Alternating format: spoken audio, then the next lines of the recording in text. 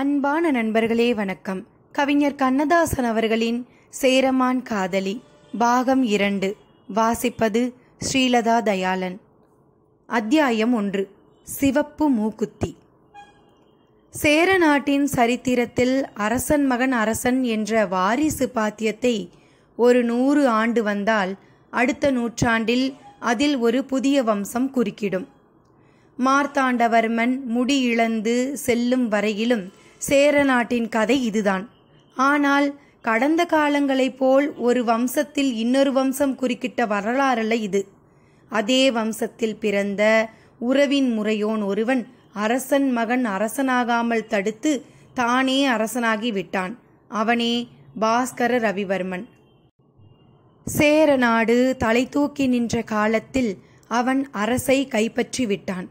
ஆனால் பிற்காலத்து சேர வரலாறே அவனிடமிருந்துதான் தொடங்குகிறது. இப்போது இந்த கதையின் நாயகனே சேர வரலாற்றின் கதாநாயகனான 8ஆம் நூற்றாண்டின் இறுதியில் பயணத்தை தொடங்குகிறான்.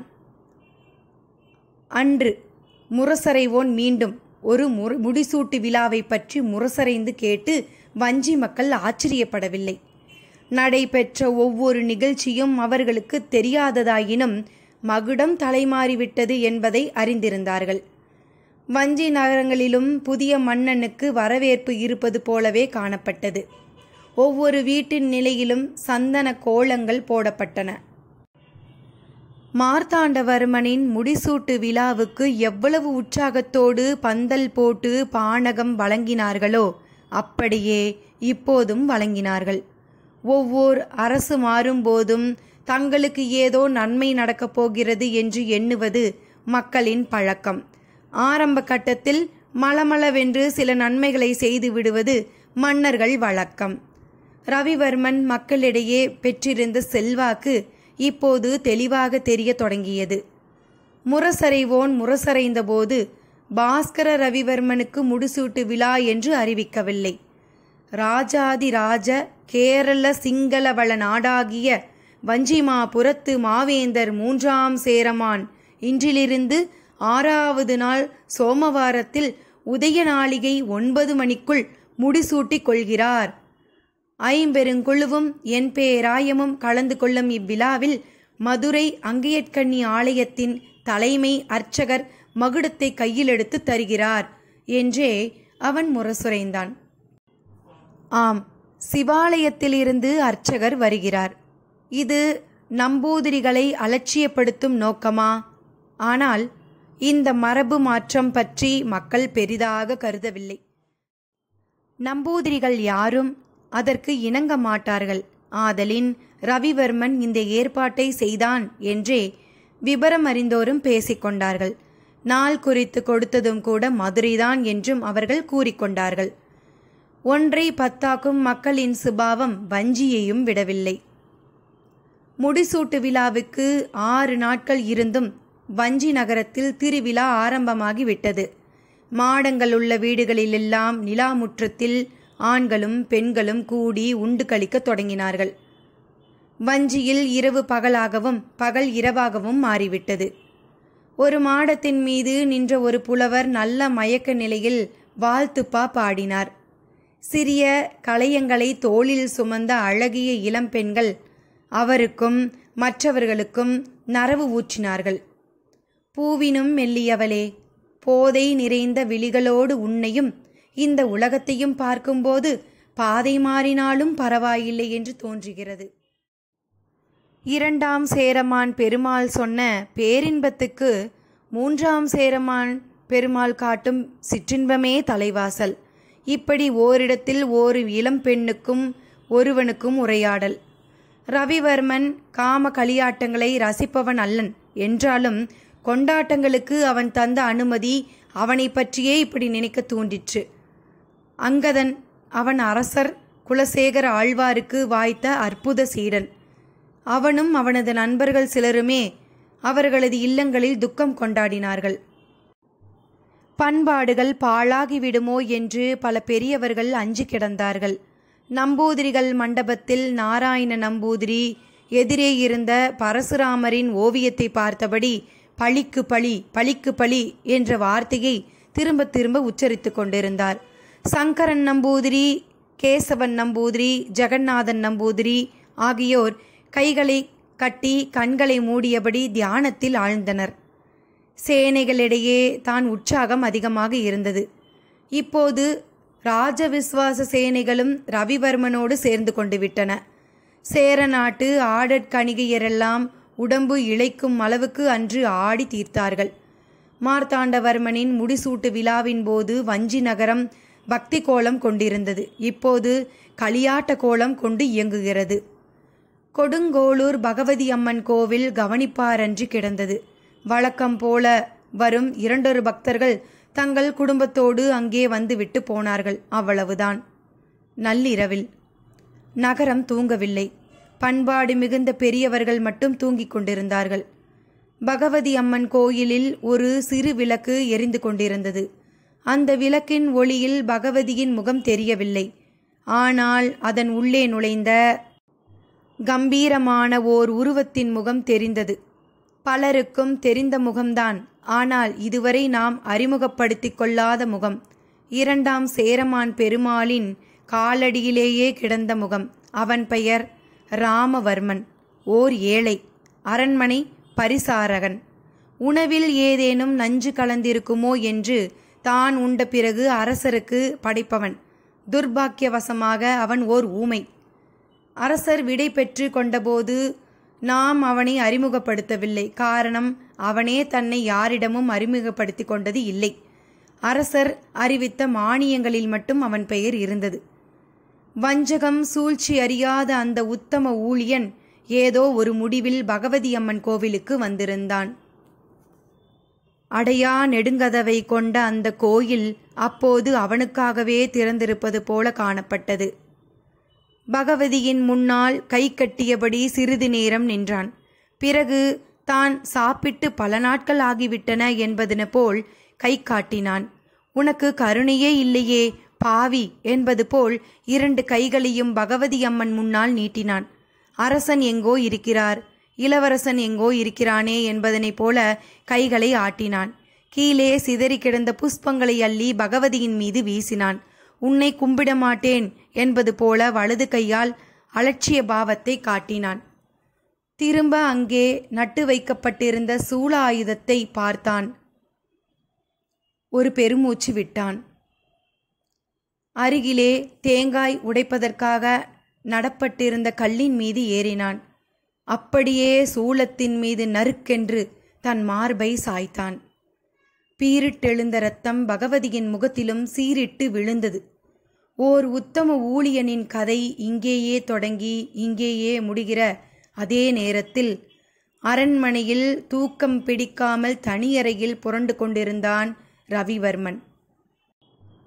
அந்த புறத்தில் பத்மாவதியும் தாவளி சகோதரிகளும் துயின்று கொண்டிருந்தனர்.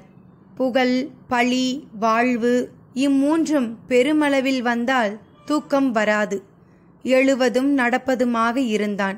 திடீரென்று அரசரது ஓலை சுவடிகள் அனைத்தையும் பார்க்க வேண்டும் போல் அவனுக்கு ஓர் எண்ணம் தோன்றிற்று.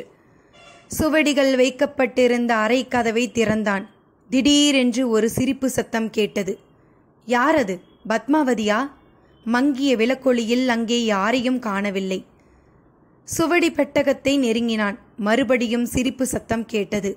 அவன் உடம்பெல்லாம் வியர்த்தது. எரிந்த விளக்கை கையில் எடுத்துக்கொண்டு அங்கும் இங்கும் தேடினான்.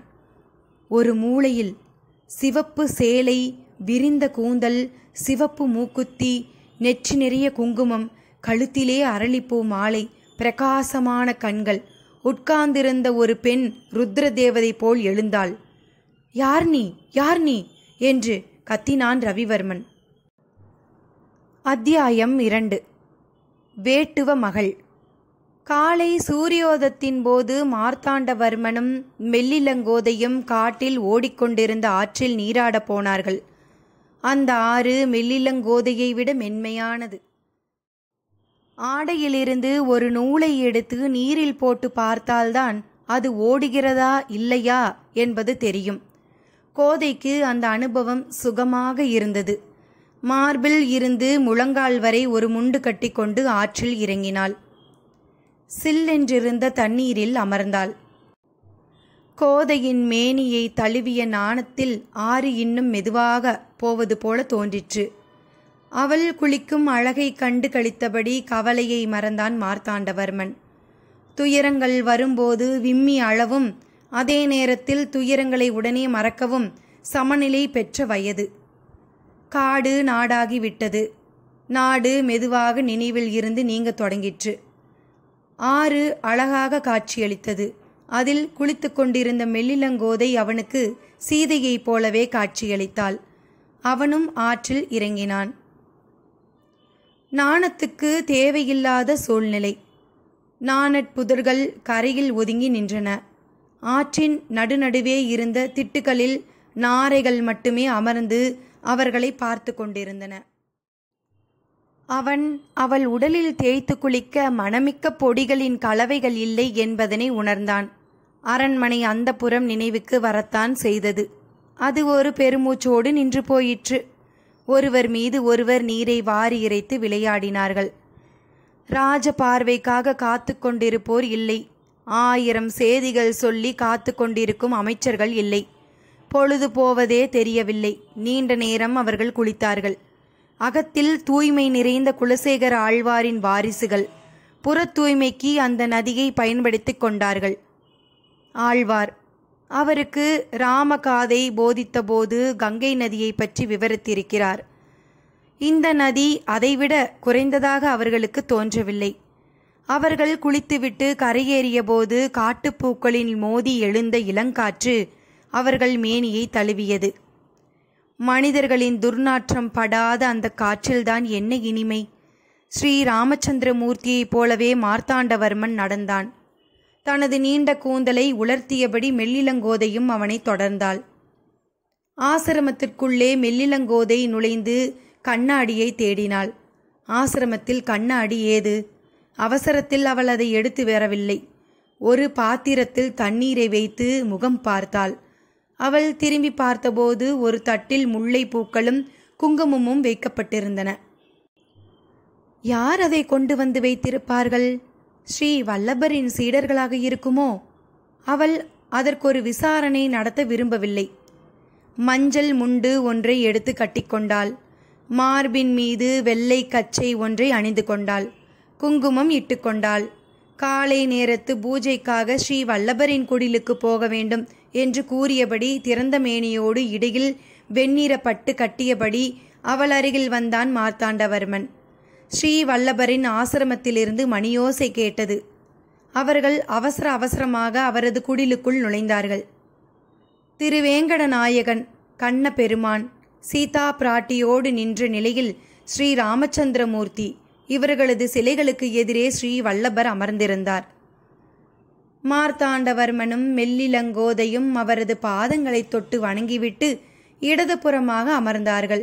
சீடர்கள் வலதுபுறமாக அமர்ந்தார்கள். பூஜையை சிறிது நேரத்தில் முடித்துக்கொண்டு உபதேசங்களை தொடங்கினார் ஸ்ரீ வல்லபர். குருச்சேத்திரத்தில் கௌரவ சைன்யமும் பாண்டவ சைன்யமும் எதிர் நின்றன. எதிரே நிற்கும் பாண்டவ சைன்யத்தை பார்த்த பிறகு துரோணாச்சாரியாரின் அருகில் வந்தான் துரியோதனன். குருநாதா, தங்கள் சீடனும் பேரறிவாளியும் துருபத மன்னனின் மகனுமான திருஷ்டத்யும்னனால் அணிவகுக்கப்பட்டுள்ள இந்த பாண்டவர்களின் பெரிய சேனையை பாருங்கள்.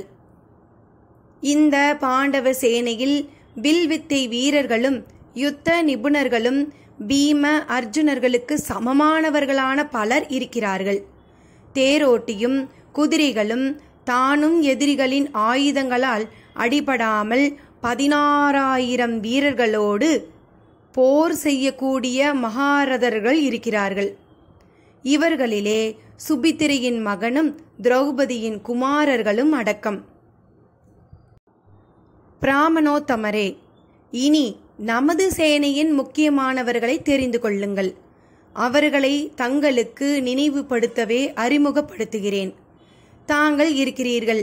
இதோ பீஷ்மர், அதோ கர்ணன், அதோ கிருபாச்சாரியார், அதோ அஸ்வத்தாமா, அதோ விகர்ணன், அதோ சோமகத்தனின் குமரன், அதோ பல்லாயிரக்கணக்கான வீரர்கள் அத்தனை பேரும் எனக்காக உயிரை விடக்கூடியவர்கள். இப்படி துரியோதனன் சொல்லிக் கொண்டிருக்கும்போது வீர செம்மலும் குருவம்சத்தின் நாயகனும் பாட்டனாருமான பீஷ்மர் உரக்க சிங்கம் போல் அதிர்ந்து சங்கையும் முழங்கினார். பீஷ்மர் அதை தொடங்கியதும் துரியோதனன் மகிழ்ச்சி அடைந்தான். உடனே சங்குகள் முழங்கின, பேரிகைகள் எழுந்தன, தம்மட்டங்களும் கொம்புகளும் முழங்கின. எதிர்த்தரப்பில் வெள்ளை குதிரைகள் பூட்டிய பெரிய தேரில் அமர்ந்திருந்த கண்ணனும் அர்ஜுனனும் தெய்வத்தன்மை பொருந்திய தங்கள் சங்குகளை முழங்கினார்கள். பாஞ்சசன்யம் என்ற சங்கை கண்ணன் ஊதினான். தேவதத்தம் என்ற சங்கை அர்ஜுனன் ஊதினான். அடலேறு பீமசேனன் பவுண்டிரம் என்ற தன் பெரிய சங்கை ஊதினான். எல்லா ஒளியும் துரியோதனாதிகளின் இதயத்தை பிளந்தது. போருக்கு தயாராகிவிட்ட நிலை.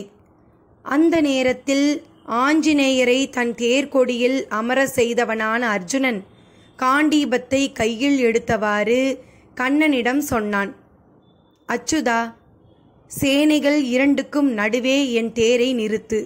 போர் புரிய வந்திருப்போர் யார் யார் என்பதனை நான் பார்க்க வேண்டும்.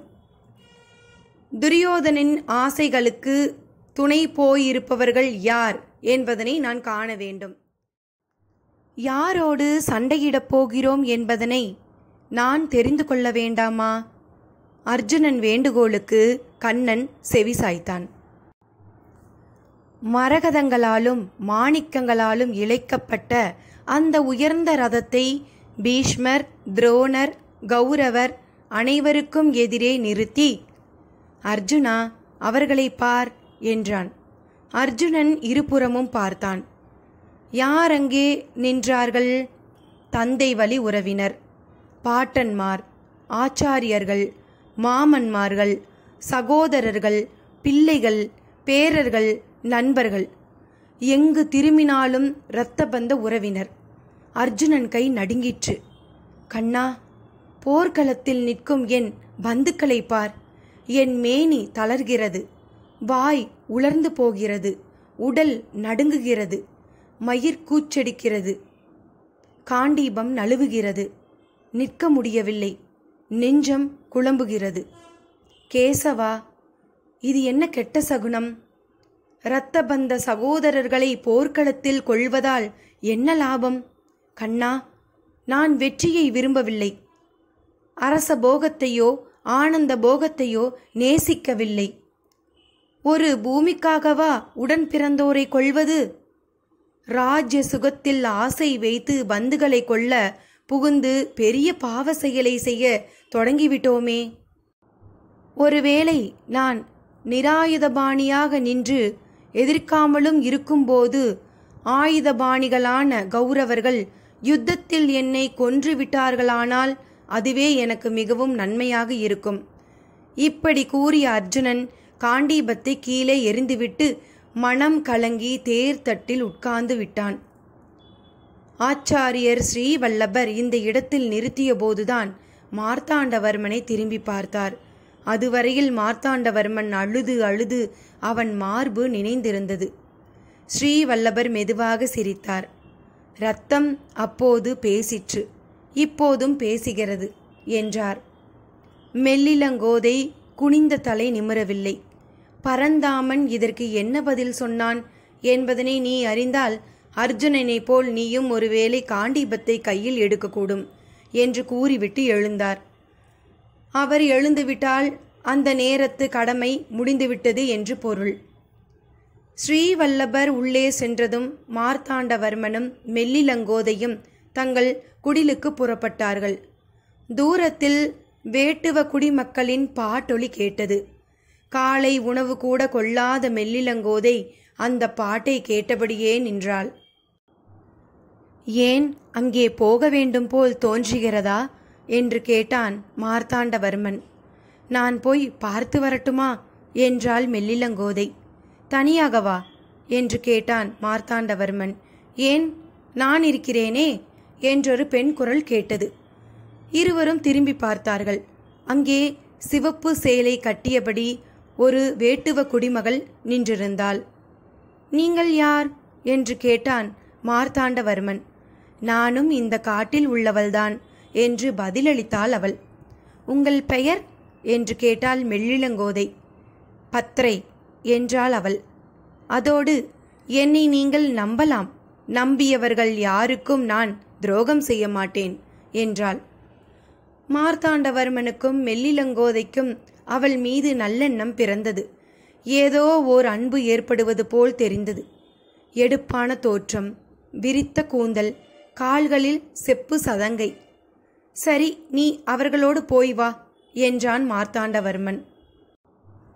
அவள் முன்னால் செல்ல மெல்லிளங்கோதை பின்னால் நடந்தாள். அந்த வேட்டுவ மகள் நடக்கும்போது கால் சதங்கை எழுப்பிய ஒலி வெறும் சதங்கை ஒலி போல் மெல்லிளங்கோதைக்கு கேட்கவில்லை.